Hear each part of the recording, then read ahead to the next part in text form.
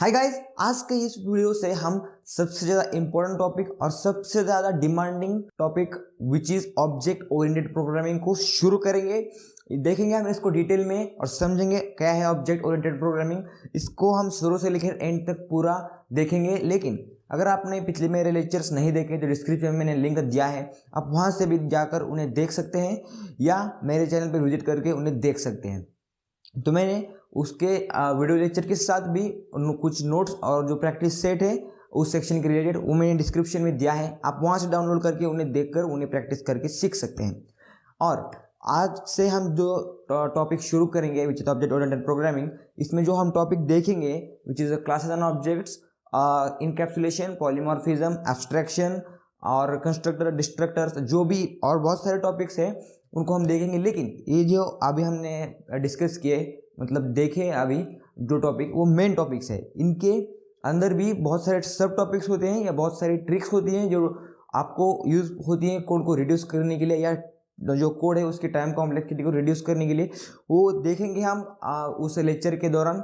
हाँ, अगर आप चैनल पर नए हैं तो सब्सक्राइब जरूर से कर देना और चलते हैं कंप्यूटर की स्क्रीन पे और देखते हैं इनको डिटेल में।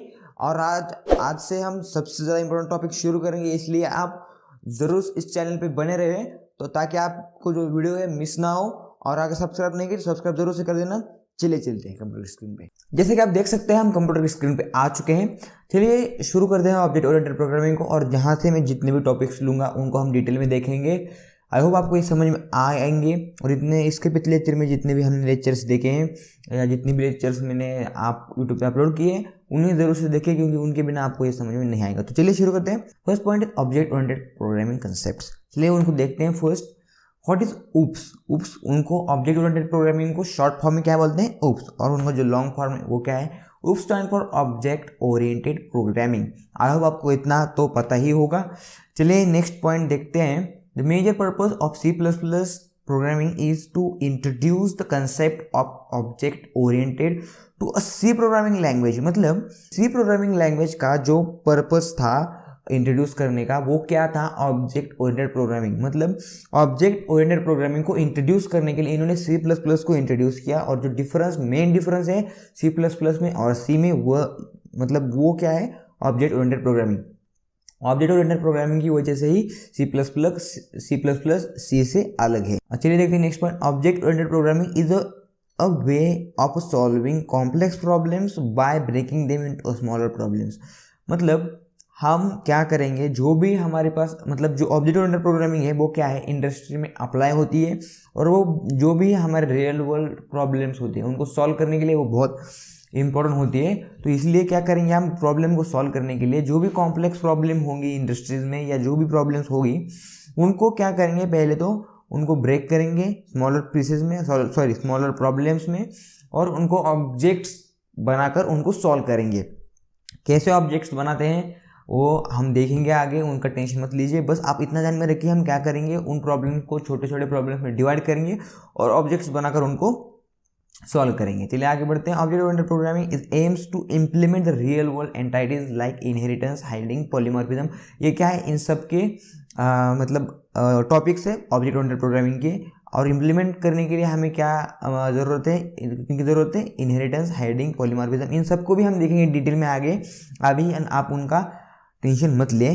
चलिए आगे बढ़ते हैं। The main M of object oriented programming is bind together the data and the function that operates on them so that no other parts of the code can access this data except that function। इसको ध्यान से समझे, important point है। मतलब जो object oriented programming है उनका, उसका जो मेन मकसद था वो क्या था, उनको क्या करना था, डेटा और फंक्शन, जो दो अलग अलग चीज़ें हैं, उनको कोलैबोरेट करके एक न्यू कंसेप्ट बनाना था। और उन्होंने बनाया, उसको कहा जाता है ऑब्जेक्ट ओरिएंटेड प्रोग्रामिंग। मतलब जो C प्रोग्रामिंग था उसमें क्या करते थे हम, डेटा भी था उसमें, हम डेटा को भी आसान करते थे वेरिएबल की मदद से। और जो फंक्शन है उनको भी हम मतलब हमने देखा है C प्रोग्रामिंग। मेरे बाद में मेरा कोर्स भी है C के ऊपर भी, आप अगर आपने नहीं देखा डिस्क्रिप्शन में मैंने लिंक दिया है। हम टॉपिक पे बढ़ते हैं। Object bind together data and function. मतलब ऑब्जेक्ट अगर हमने बनाए टू सॉल्व द प्रॉब्लम्स, वो क्या करता है, जो भी डेटा और जो भी फंक्शंस है उनको कोलैबोरेट करता है ताकि जो हमारे प्रॉब्लम सॉल्व जल्दी हो सके और आसानी से प्रॉब्लम सॉल्व हो सके। कैसे करते हैं ऑब्जेक्ट्स और डेटा, मतलब डेटा और ऑब्जेक्ट्स और फंक्शन को कोलैबोरेट हो, वही देखने के लिए हम यहाँ पर आए, वही देखेंगे हम आज। तो चलिए देखते हैं और फर्स्ट समझते हैं what is the difference between procedural oriented programming and object oriented programming. First point क्या है, तो in procedural programming program divide into a small parts called function. मतलब प्रोसीजरल प्रोग्रामिंग में जो प्रॉब्लम स्मॉल पार्ट में divide होते थे उनको क्या कहा जाता था, फंक्शन। और in object oriented programming the program divide into small parts is called objects.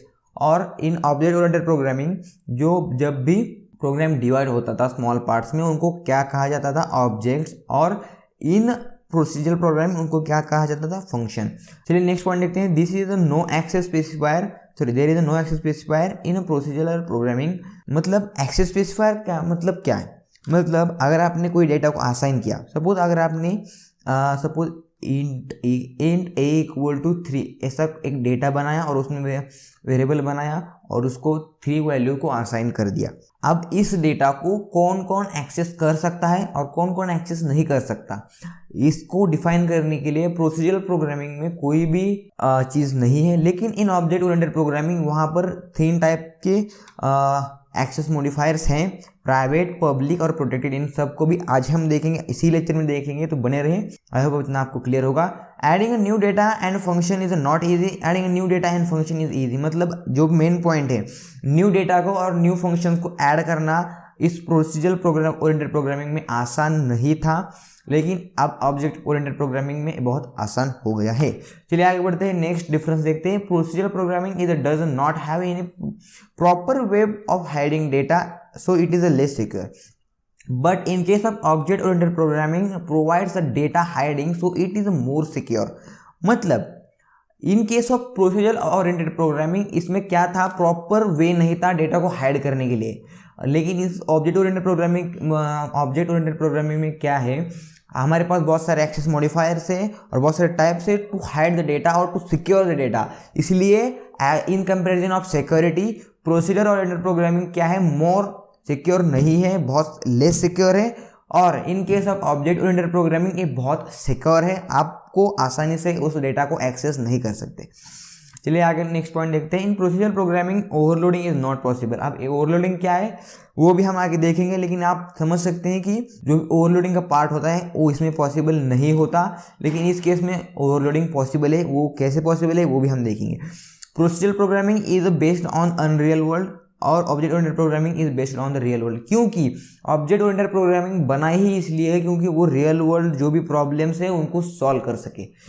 तो आई होप आपको डिफरेंस पता चल गया होगा कि क्या है प्रोसीजरल ओरिएंटेड प्रोग्रामिंग और क्या है ऑब्जेक्ट ओरिएंटेड प्रोग्रामिंग। चलिए आगे देखते हैं benefits of object oriented programming. देखते हैं उसके जो बेनिफिट्स है वो क्या है। Better code reusability first is, मतलब बेटर कोड रीयूजेबिलिटी मतलब अगर आपने अभी मतलब हम आज देखेंगे क्लास एंड ऑब्जेक्ट्स, उसमें ही देखेंगे कि हम कैसे लेस कोड में ज़्यादा आउटपुट निकाल सकते हैं। मतलब वही कोड आपको बार बार लिखने की ज़रूरत नहीं है, देखेंगे कैसे, उसको क्या बोलते हैं, बेटर कोड रीयूजेबिलिटी। मतलब हम एक ही कोड को बार बार यूज़ करके उसमें अलग अलग आउटपुट्स या उससे अच्छा आउटपुट निकाल सकते हैं। Data hiding helps to build a secure system. मतलब जो हमने देखा है डेटा को हाइड करके हम क्या कर सकते हैं, सिक्योर सिस्टम क्रिएट कर सकते हैं। या लेकिन बढ़ते आगे, object oriented programming is based on a real world और adding new data and function is easy. मतलब ये लास्ट के जो दो पॉइंट्स है ये मैंने डिफरेंस में भी बताए थे, और ये डिफरेंस मैंने इसलिए बताया था कि ये क्या है, इसके बेनिफिट्स है या आप समझ सकते हैं इनके एडवांटेजेस हैं। चलिए आगे बढ़ते हैं, समझते हैं क्लासेस क्या है और ऑब्जेक्ट्स क्या है। अ class is like a blueprint of data. यहाँ से हम स्टार्ट करेंगे ऑब्जेक्ट ओरिएंटेड प्रोग्रामिंग को। First topic is object and classes. A class is like a blueprint of data members and functions and object is an instance। मतलब अगर आपने कोई भी डेटा उसमें फंक्शन में एक्सेस, मतलब क्लास अगर आपने कोई बनाई और उस क्लास में जो भी डेटा मेंबर्स हैं या जो, मतलब आप ऐसा समझ सकते हैं जो भी फंक्शंस और जो भी डेटा मेंबर्स हैं पूरे प्रोग्रामिंग में या पूरा आपने जो भी कोड लिखा है उसमें, उसका जो ब्लूप्रिंट देता है आपको वो क्या होता है, एक क्लास होता है। ऐसा आप समझ सकते हैं। Let's say we have a class of car which has data members या variable such as a speed, weight, price. मतलब हमारे पास एक कार नाम का क्लास है, उस कार नाम के क्लास में स्पीड है, वेट है, प्राइस है, और जो भी फंक्शंस है उसमें वो क्या क्या है, गियर चेंज और स्लो डाउन। मतलब आप समझ सकते हैं जो कार है उसमें फंक्शंस होंगे, कौन से स्पीड होगा, वेट होगा, प्राइस होगा, और उसमें जो भी फंक्शंस होंगे वो क्या होंगे, गियर चेंज और स्लो डाउन। मतलब हमने खुद से बनाए हैं फंक्शंस और जो भी वेरिएबल से। ऐसा नहीं कि आपको हर क्लास, अगर आपने कार नाम की क्लास बनाई तो आपको यही वेरिएबल से यही फंक्शंस बनाने हैं, ऐसा नहीं है। और आगे जो हमारा इंपॉर्टेंट टॉपिक है, सबसे इंपॉर्टेंट टॉपिक, हम कैसे क्लास में फंक्शन को यूज कर सकते हैं, उसको एक्सेस कर सकते हैं, उसको प्रिंट कर सकते हैं, वो बहुत इंपॉर्टेंट टॉपिक है, आगे हम देखेंगे, तो बने रहिए। Let's see how we can use a class and objects and what are public access modifier और प्राइवेट एक्सेस मॉडिफायर। चलिए देखते हैं VS कोड में और समझते हैं कि क्या होता है आखिर पब्लिक एक्सेस मॉडिफायर और क्लास कैसे हम डिफाइन करते हैं। आपको क्लास डिफाइन करने के लिए फर्स्ट आपको लिखना है क्लास, और जैसे ही आप क्लास लिखेंगे तो आपके सामने यूजर मतलब VS कोड एक सजेशन दे रहा है, यूजर स्निपेट दे रहा है कि आपको क्लास बनानी है। जैसे मैं एंटर करूँगा, आप ध्यान से देखिए, जैसे मैं एंटर करूँगा इस VS कोड ने मुझे सब दे दिया, प्राइवेट क्या होते हैं, पब्लिक क्या होते हैं, मुझे उसने डिस्ट्रक्टर भी दिया और कंस्ट्रक्टर भी दिया, और हम आगे देखेंगे वो क्या होते हैं। तो चलिए देखते हैं कैसे हम एक क्लास बना सकते हैं। आप क्या लिखना है, सपोज स्टूडेंट नाम की क्लास बनानी है हमें, स्टूडेंट लिखेंगे आप यहाँ पर। और एक बात ध्यान में रखिए, अगर मैंने यहाँ पर क्लास जब भी ख़त्म होती है, अगर मैंने यहाँ पर सेमीकोलन नहीं दिया तो यहाँ पर एरर आएगा, और जैसे मैं सेमीकोलन देता हूँ यहाँ से एरर चला गया, और जैसे हटाता हूँ एरर फिर से आएगा। जैसे देख सकते हैं एरर आ रहा है। तो आपको यहाँ पर सेमीकोलन जरूर से लगाना है। और जब हम स्ट्रक्चर देख रहे थे, स्ट्रक्चर के केस में भी यही सिनेरियो था। स्ट्रक्चर के केस में भी अगर हमने मतलब सेमीकोलन नहीं दिया तो एरर दे रहा था। चलिए बना कर देखते हैं स्ट्रक्चर को। जैसे ही मैंने एक स्ट्रक्चर को बनाया स्टूडेंट नाम के, तो यहाँ पर देख सकते हैं, यहाँ पर अगर मैंने सेमीकोलन हटा दिया तो इस केस में भी आप देख सकते हैं कि यहाँ पर एरर आ रहा है। अगर मैंने इस केस में अगर सेमीकोलन दिया तो एरर जा चुका है। लेकिन अभी हम देखेंगे क्लास को, तो सिर्फ क्लास पर ही फोकस करते हैं कि क्लास को कैसे एक्सेस करते हैं और क्लास होती क्या है। तो चलिए देखते हैं आपको यहाँ पर क्या, मतलब हम यहाँ पर क्लास तो बना दी, मतलब बॉडी बना दी, और उसमें डेटा आप क्या करेंगे, पास करेंगे। चलिए देखते हैं कैसे डेटा पास करते हैं। सपोज आपको लिखना है स्ट्रिंग नेम, आप कुछ भी आपकी मर्जी से डेटा को पास कर सकते हैं। आपकी मतलब आपने जिस पर्पज से उस क्लास को बनाया है, उस क्लास में जो भी आपको डेटा चाहिए उसके हिसाब से आप उसमें डेटा दे सकते हैं। हमें क्या करना है, सिर्फ स्ट्रिंग नेम, और सपोज हमने लिखा इंट एज और इंट रोल नंबर। इसका मतलब मैंने एक एग्जांपल लिया है। आप ऐसा ही नहीं है कि आपको यही एग्जांपल लेना है, आप कुछ भी ले सकते हैं। यहाँ पर हमने अभी तक क्या क्या मतलब क्या क्या किया है, हमने सिर्फ एक क्लास बनाई है और इसमें 3 डेटा मेंबर्स को पास किया है। लेकिन इसमें सिर्फ मैंने पास किया है, ना तो मैंने इसमें वैल्यूज़ को असाइन किया है, ना तो मैंने उसको प्रिंट किया है। तो उसको करने के लिए आपको क्या करना पड़ेगा, एक ऑब्जेक्ट बनाना पड़ेगा। यही मेन मतलब कॉन्सेप्ट है। आपको ऑब्जेक्ट बनाने के लिए जो भी आपने नाम दिया है क्लास का, सपोज मैंने यहाँ पर इस केस में स्टूडेंट दिया है तो मुझे यहाँ पर स्टूडेंट लिखना पड़ेगा, और जो भी आप ऑब्जेक्ट का नाम देना चाहते हैं वो आप यहाँ पर दे सकते हैं। मैंने एस इसलिए लिखा है क्योंकि स्टूडेंट का जो फर्स्ट लेटर है वो एस से स्टार्ट होता है। आप इसमें कुछ भी दे सकते हैं, एरर नहीं आएगा, आपके हिसाब से कुछ भी आप दे सकते हैं। और देखते हैं कि कैसे हम उसको वैल्यूज़ को प्रिंट कर सकते हैं। तो इस प्रिंट करने के लिए आपको क्या करना है, या पहले हमको वैल्यू असाइन करनी पड़ेगी। तो यहाँ पर हम वैल्यू असाइन करने के लिए S dot name equal to suppose Mahesh ऐसा लिखा मैंने। लेकिन ये एरर दे रहा है यहाँ पे। एरर क्यों दे रहा है, क्योंकि आप यहाँ से समझिए कि एरर इसलिए दे रहा है क्योंकि अगर आपने कोई भी क्लास बनाई फर्स्ट टाइम, मतलब कोई भी क्लास बनाई, तो उस क्लास में जो भी हमने डेटा था वो प्राइवेट होता है बाय डिफ़ॉल्ट। मतलब उस डेटा को आप एक्सेस नहीं कर सकते जब तक आप उसको पब्लिक ना बना दे। लेकिन जैसे ही मैं क्या करूँगा, इसको पब्लिक बना दूंगा, और जैसे ही मैं इसको पब्लिक बनाऊंगा तो यहाँ से एरर चला जाएगा और name equal to Mahesh assign हो जाएगा उसमें। लेकिन यहाँ पर अगर मैंने कुछ भी नहीं लिखा तो मैंने अगर प्राइवेट भी नहीं लिखा ना यहाँ पर, लेकिन वो कैसे प्राइवेट है, क्योंकि वो बाय डिफ़ॉल्ट अगर क्लास में क्या होता है, प्राइवेट होता है। आई होप आपको इतना पता चल गया होगा कि बाय डिफ़ॉल्ट जो क्लास में जो मेंबर्स होते हैं वो क्या होते हैं, बाय डिफ़ॉल्ट प्राइवेट होते हैं।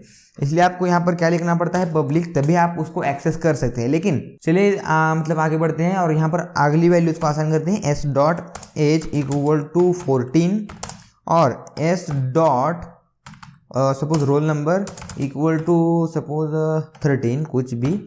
और यहाँ पर मैंने अभी क्या किया, इसको वैल्यू को असाइन कर दिया, लेकिन अभी मैंने इसको प्रिंट नहीं किया। तो उसको प्रिंट करने के लिए आपको क्या लिखना है, C out S dot suppose name, यहाँ पर आपको लिखना है सपोज एस डॉट एज, और यहाँ पर आपको लिखना है C out S dot roll number. ऐसा लिखेंगे एस डॉट नेम और एस डॉट रोल नंबर। तो आप क्या कर सकते हैं, मतलब जैसे आप ऐसा लिखेंगे S dot name, S dot age, S dot roll number, तो इस केस में क्या होगा, जैसे ही हम उसको रन करेंगे तो यहाँ पर आप देख सकते हैं जो भी हमने डाला था महेश 14 13 वो प्रिंट होके आ चुका है। अब आपको इतना पता चल गया होगा कैसे हम वैल्यूज़ को आसान करते हैं, और दिस इज स्टैंडर्ड मेथड। लेकिन इससे भी एक एडवांस तरीका है, by using arrays and by using a for loop. अगर आपको एरेज और फॉर लूप नहीं आता हो तो जरूर से देखिए, मैं डिस्क्रिप्शन में लिंक दे रहा हूँ, वहाँ से आप जाकर उन्हें सीख सकते हैं। तो चलिए देखते हैं एरेज की मदद से और फॉर लूप की मदद से कैसे हम उसको आसान कर सकते हैं। आपको पहले से क्या करना पड़ेगा, स्टूडेंट नाम, जो भी आपने क्लास का नाम दिया है उसको पहले लिखना है, उसके बाद एरेज लिखना है, जो भी आप एरेज का नाम देना चाहते हैं, और उसमें जितने भी स्टूडेंट का आप डेटा प्रिंट करना चाहते हैं वो आप उसमें वैल्यू डाल सकते हैं। यहाँ पर मैंने 3 स्टूडेंट का लिखा है, आप जितने भी लिख सकते हैं, आप 3000 भी या 30,000 भी आपने लिखा तो उतने स्टूडेंट का डेटा उसमें प्रिंट हो जाएगा या इंटर हो जाएगा। यहाँ पर आपको उसके बाद क्या लिखना है, फॉर लूप लगाना है। और फॉर लूप लगाने कैसे लगाते हैं और कैसे उसको प्रिंट करते हैं, कैसे इंक्रीमेंट करते हैं, सब बेसिक आपको अगर नहीं आते तो यहाँ पर मत आइए, आप पहले लेक्चर देखिए जो भी प्रीवियस लेक्चर है, और उसके बाद आप यहाँ पर आकर उन्हें सीख सकते हैं। यहाँ पर जैसे मैं ऐसा लिखूंगा तो हमें क्या करना है, फर्स्ट मैसेज डालना है सी आउट, और यहाँ पर मैसेज डालना है फर्स्ट नेम, और नेम डालने के बाद चलिए यहाँ पर हमें क्या लिखना है, उसके बाद सीन लिखने के बाद आपको क्या करना है, एरेज। यहाँ पर मैंने सीन क्यों लिखा, क्योंकि मुझे इसको इनपुट में लेना है, इसलिए मैंने यहाँ पर सीन लिया। और आउटपुट में लेने के लिए क्या यूज़ करेंगे, कैसे यूज़ करेंगे वो हम आगे देखेंगे। यहाँ पर arrays dot name, arrays dot I dot name ऐसा लिखेंगे, क्योंकि जो एरेज का आई है वही इंक्रीमेंट हो रहा है, इसलिए मैंने यहाँ पर क्या लिखा, आई लिखा। और इसको क्या कर देंगे, हम सब जगह प्रिंट कर देंगे, मतलब जो रिमेनिंग 2 है, जैसे एज और जैसे क्या, जैसे रोल नंबर, उन केस में भी हम उसको प्रिंट कर देंगे। और चलिए रन करके देखते हैं। और जैसे मैं इसको रन करूँगा तो उस केस में क्या होगा, ये इनपुट में तो आ जाएगा लेकिन ये प्रिंट नहीं होगा, क्योंकि हमने उसको प्रिंट नहीं किया। तो चलिए देखते हैं रन करके। यहाँ पर देख सकते हैं मैसेज आ रहा है नेम, हम जैसे ही उसमें एंटर करेंगे तो एंटर हो जाएगा, लेकिन आउटपुट में नहीं आएगा। क्यों, क्योंकि हमने उसे प्रिंट नहीं किया। तो प्रिंट करने के लिए आपको फिर से एक फॉर लूप लगाना पड़ेगा, और उस फॉर लूप को आपको क्या करना पड़ेगा, वही इनिशियलाइज और इंक्रीमेंट 3 तक इसलिए कर रहा हूँ क्योंकि मैंने एरेज का जो साइज़ है वो 3 लिया है। और आप इसको एज इट इज़ कॉपी करके इसमें सिर्फ सीन की जगह अगर आपने सी आउट डाला, यहाँ पर आप देख सकते हैं, अगर मैंने इसको सीन की जगह सी आउट डाला तो भी काम हो सकता है, नहीं हो गया। यहाँ पर आप देख सकते हैं सी आउट अगर आपने डाला तो एक काम करेगा। लेकिन इसके अगर आप ध्यान से देखिए, मैंने यहाँ पर क्यों लिखा है सी आउट, इसलिए सी आउट नेम, सी आउट एज और सी आउट रोल नंबर, ये सब मैंने क्यों दिया, क्योंकि मैंने मैसेज देना चाहता हूँ। अगर मैंने ये मैसेज हटा दिया और अब रन किया तो यहाँ पर आप देख सकते हैं कि प्रोग्राम तो रन हुआ, एरर भी नहीं है, लेकिन यहाँ पर कुछ प्रिंट भी नहीं हो रहा और कुछ सजेशन भी नहीं दे रहा। क्यों, क्योंकि हमने उसे प्रिंट नहीं किया। तो अगर यहाँ पर सजेशन नहीं दे रहा, मतलब हमको पता कैसे चलेगा कि हमें यहाँ पर नेम को एंटर करना है या एज को एंटर करना है या रोल नंबर को एंटर करना है। इसलिए हमें बताना पड़ता है कि यहाँ पर मतलब ये जो आप एंटर कर रहे हैं वो क्या आपको एंटर करना है। और यहाँ पर हम क्या डालेंगे, एक मैसेज डालेंगे, यूर डेटा इज, और ऐसे लिख के उसे क्या कर देंगे, रन कर देंगे, ताकि हमें पता चल सके कि हमारा डेटा कहाँ से प्रिंट होना शुरू हुआ है। यहाँ पर आप देख सकते हैं यूर डेटा इज करके मैसेज आ रहा है, और जो भी हमने यहाँ पर नेम दिया था और जो भी एज जो भी रोल नंबर दिया था वो सब डेटा यहाँ पर प्रिंट होके आ चुका है। आई होप आपको पता चल गया होगा कि कैसे फॉर लूप और एरेज को प्रिंट कर सकते हैं।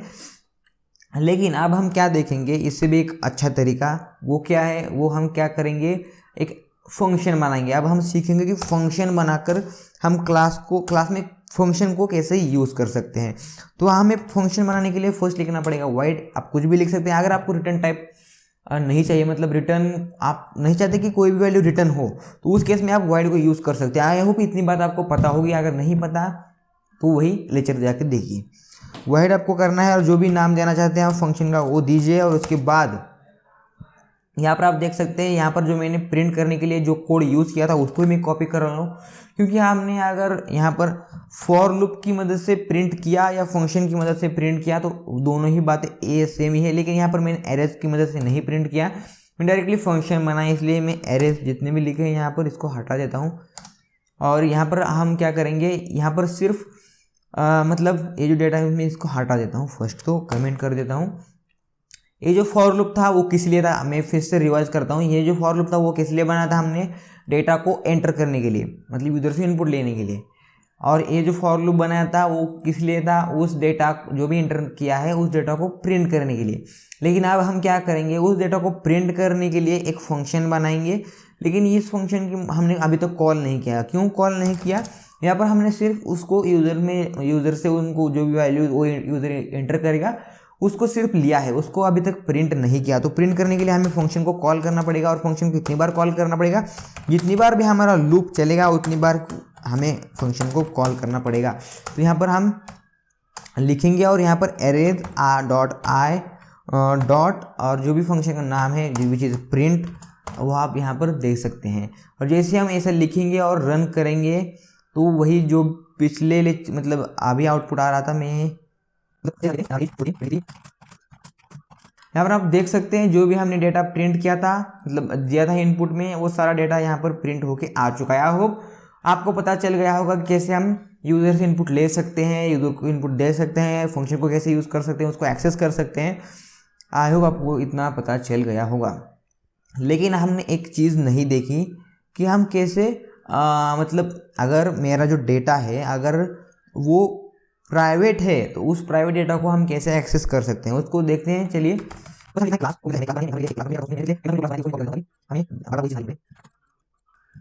यहाँ पर आप देख सकते हैं मैंने एक क्लास बनाई है और इस क्लास में जो भी लिखा है उसको मैं हटा देता हूँ। और यहाँ पर मैं क्या लिखूँगा, C out this is a print function, ऐसा लिख के उसको एंडल लगा दूंगा। और यहाँ पर जैसे भी आप देख सकते हैं मतलब मैंने पब्लिक इन तीनों को बनाया है। और इसको इससे पहले मैं क्या करूँगा, एक प्राइवेट डेटा बनाऊँगा, उसमें मैं एज को डाल दूँगा। सपोज मैंने उसको क्या कर दिया, प्राइवेट में डाल दिया। और जैसे मैंने इसको प्राइवेट में डाल दिया और यहाँ पर मैंने जो ऑब्जेक्ट, अगर मैंने ऑब्जेक्ट बनाया और उसको मैंने एक्सेस करने की कोशिश की, किसको, एज को, तो यहाँ पर क्या कर रहा है, वो एरर दे रहा है क्योंकि वो हम प्राइवेट डेटा को एक्सेस नहीं कर सकते। लेकिन हम प्राइवेट डेटा को एक्सेस कर सकते हैं यूजिंग अ फंक्शन। चलिए देखते हैं कैसे हम एक्सेस कर सकते हैं यूजिंग अ फंक्शन। यहाँ पर जो मैंने लिखा है प्रिंट फंक्शन नाम का, यहाँ पर हम पहले वैल्यूज़ का आसन करेंगे। इंट एज जो भी हमने प्राइवेट में वेरिएबल का नाम लिखा है वो, और उसके बाद 14, और इसके बाद क्या करेंगे हम सी आउट और एज। और अब हम रन करके देखते हैं क्या होता है। कुछ नहीं होगा क्योंकि हमने रन नहीं किया। तो हमें रन करेंगे फंक्शन को प्रिंट नाम के। और चलिए अब रन करके देखते हैं। जैसे मैं रन करूंगा आप देख सकते हैं 14 वैल्यू प्रिंट हो गया आ चुकी है। और this is the print function, जो भी हमने फंक्शन में लिखा था वो सारा एग्जीक्यूट हो गया है। आई होप आपको पता चल गया होगा कि हम प्राइवेट डेटा को फंक्शन की मदद से कैसे एक्सेस कर सकते हैं, क्लास को कैसे डिफाइन करते हैं, पब्लिक मेंबर्स क्या होते हैं, प्राइवेट क्या होता है, और हम फंक्शन को कैसे फॉर लूप की मदद से, एरेज की मदद से चला सकते हैं बार बार, और क्लासेस को हम कैसे इजी तरीके से सीख सकते हैं। अभी इतना आपको पता चल गया होगा। चलिए आगे बढ़ते हैं। How to make function in class अभी हमने देखा, ये भी एग्जाम्पल हमें अभी देखा। आई होप आज का जो लेक्चर है वो आपको यूजफुल रहा होगा। अगर लेक्चर पसंद आया हो तो लाइक शेयर और सब्सक्राइब, अगर आपने चैनल को सब्सक्राइब नहीं किया तो अभी सब्सक्राइब कीजिए। हम मिलते हैं इसके नेक्स्ट वीडियो में, तब तक के लिए कोडिंग करते रहे और सीखते रहे। जय हिंद।